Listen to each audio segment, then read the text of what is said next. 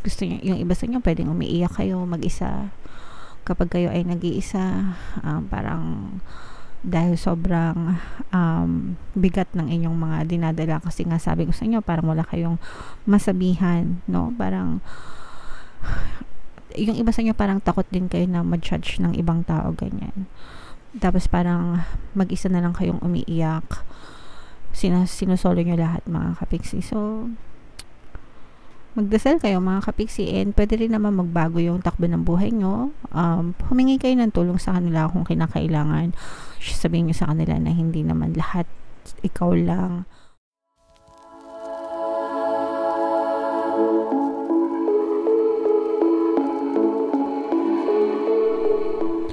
Hello guys, hello Pisces, welcome back to Pinoy Pixie Tarot. Ito yung ating new moon kapalaran for September to October para sa Pisces, Sun, Moon, Rising Sign, and Venus. Shuffle ko yung cards guys, hanapin ko yung energy ng moon at saka yung energy ng Pisces.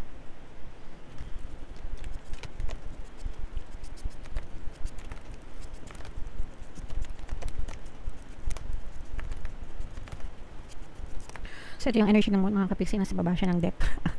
Tapos ngayon naman hanapin natin yung energy ng Pisces.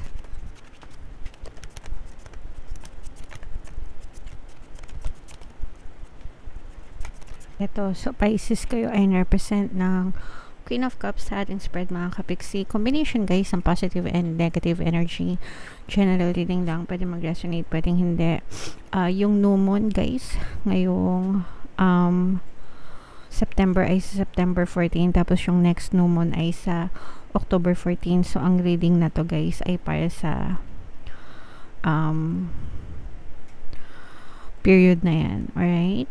So eto, nakikita natin mga kapiksi na yung iba sa inyo parang bilanggo kayo ng mga responsibilidad nyo, obligasyon nyo sa buhay, no?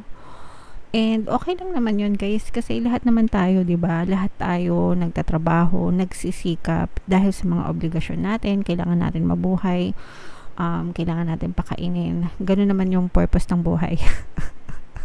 Yung makasurvive, yung mabuhay, 'di ba? Pero yung iba sa inyo kasi parang maaring breadwinner kayo sa pamilya nyo.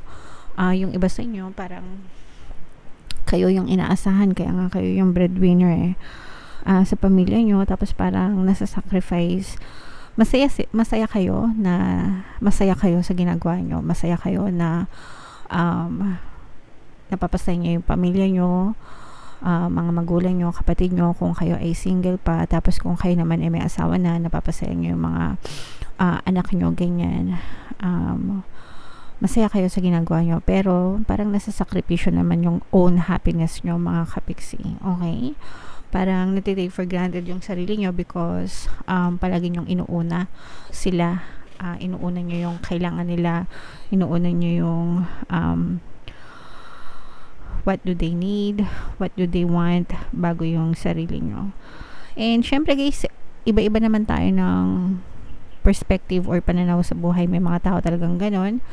Meron din, pero wag nyo rin kalimutan na alagaan yung sarili nyo. Yun yung importante.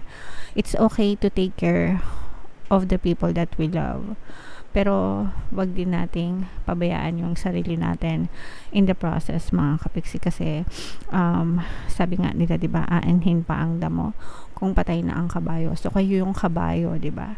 Aanhin niyo yung kasaganaan, yung mga kinikita nyo, kung kayo naman yung nagsasuffer, 'di ba? So make sure na inaalagaan nyo rin yung sarili nyo, mga kapiksi. Pero nakita natin dito na you have a lot of disappointments. Parang ano to guys, mga kinikim-kim nyo ba sa buhay nyo, no? Masaya kayo na nakikita nyo masaya sila, pero sa sarili nyo parang there's a lot of sadness, disappointments, frustration na parang hindi nyo ma-bring out, hindi nyo mailabas, no? Kasi syempre ayaw nyong masaktan sila, and ayaw nyong isipin na nagiging pabigat sila sa inyo. So parang lahat ng sama ng loob mo, disappointments mo, frustrations mo, kinigim-kim mo, sa loob mo, and parang wala kayong mapagsabihan. Yung iba naman sa inyo guys, parang feeling ko unappreciated kayo, no? Kumbaga parang ginawa mo na lahat, tapos parang hindi ka pa na-appreciate, hindi pa masyadong na-appreciate yung mga effort mo para sa kanila. So doon din, no? Doon din kayo nagkakaroon ng frustration na parang ginawa mo na pero you don't feel appreciated, mga kapiksi. Okay? Pero dahil bilang ikaw ay napaka-responsableng tao, parang hindi mo na yun pinagbubuhusan ng panahon, ng atensyon, hindi mo na sinasayang yung pag-iisip ng mga ganong bagay, and ginagawa mo na lang lahat ng pwede mong gawin. Actually, strong ka eh. You have a very strong heart, strong-willed, ganyan. Matibay yung ano mo eh, yung pananaw mo sa buhay, yung character mo, yung personality mo, ganyan. Hindi ka basta-basta umiiyak, hindi ka basta-basta sumusuko, ganyan. So hindi ka masyadong ma-emo, pero kinikim-kim mo lahat. So yeah, meron tayong presence ng earth signs, Capricorn, Taurus, Virgo. Ayan yung mga obligations nyo guys, to. Ang dami-dami yung bit-bet, no? Kumbaga, parang kinakaya nyo lahat on your own, mga kapiksi, na kahit na yung iba nagkakanda-kanda, literal na nagkakanda-kanda, kuba na kayo sa mga obligasyon nyo sa buhay, and parang yun nga, yung iba parang hindi naman kayo na-appreciate ng ibang tao. Nandun kayo sa point na parang sometimes gusto nyo nang bumigay, gusto nyo nang sumuko, gusto nyo, yung iba sa inyo pwedeng umiiyak kayo mag-isa kapag kayo ay nag-iisa, parang dahil sobrang bigat ng inyong mga dinadala, kasi nga sabi ko sa inyo, parang wala kayong masabihan, no? Parang yung iba sa inyo parang takot din kayo na ma-judge ng ibang tao, ganyan. Tapos parang mag-isa na lang kayong umiiyak, sinusolo nyo lahat, mga kapiksi. So magdasal kayo, mga kapiksi, and pwede rin naman magbago yung takbo ng buhay nyo. Humingi kayo ng tulong sa kanila kung kinakailangan. Sabihin nyo sa kanila na hindi naman lahat ikaw lang. Kung kaya nila kayong tulungan, why not, diba? Pwede naman gawan ng paraan. O kaya naman, kung ano yung mag-set ka ng boundaries, kung ano lang yung pwede mong tulong ibigay, ganyan, para hindi ka rin masyadong mahirapan. Depende sa'yo kung ano yung mapagkakasunduan nyo, pero you have to align yourself with your family, kasi baka nasusobrahan ka na sa hirap, ganyan. Yung hirap na sinasabi ko guys is yung hirap ng kalooban, no? Hirap ng kalooban dahil sa mga obligasyon na pasan-pasan nyo. So kailangan mo lang mag-set ng expectation sa pamilya mo. Sabihin mo sa kanila na hanggang ganito lang yung kaya kong ibigay, anything more than this hindi ko na kaya. So para hindi ka din masyadong mabigatan, you have to take care of yourself, mga kapiksi. Alright? I'm sure maintindihan nila yan kasi pamilya naman kayo. Okay? Alright. So comment down below, Pisces, if naka-resonate kayo dyan. Tingnan natin yung additional na mensahe sa inyo guys. Habang sinashuffle natin to, panoorin nyo muna tong video natin regarding sa ating paano mag-manifest ng abundance video course. Kapiksi, sawa ka na ba sa mga struggles at hirap sa buhay mo? Masipag ka ba at masikap sa buhay ngunit hindi ka pa rin umaasenso? Ilang beses ka na bang nag-attempt magnegosyo at mag-invest pero palagi ka pa rin nalulugi?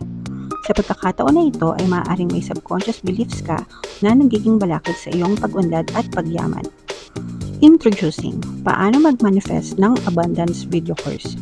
Dito ay matututunan mong ma-overcome ang mga balakid mo para tuluyan ka ng umunlad, umasenso, sumagana, maging matagumpay, successful at maswerte sa iyong kabuhayan, pera, trabaho, negosyo, salapi at kaperahan ng bonggang-bongga.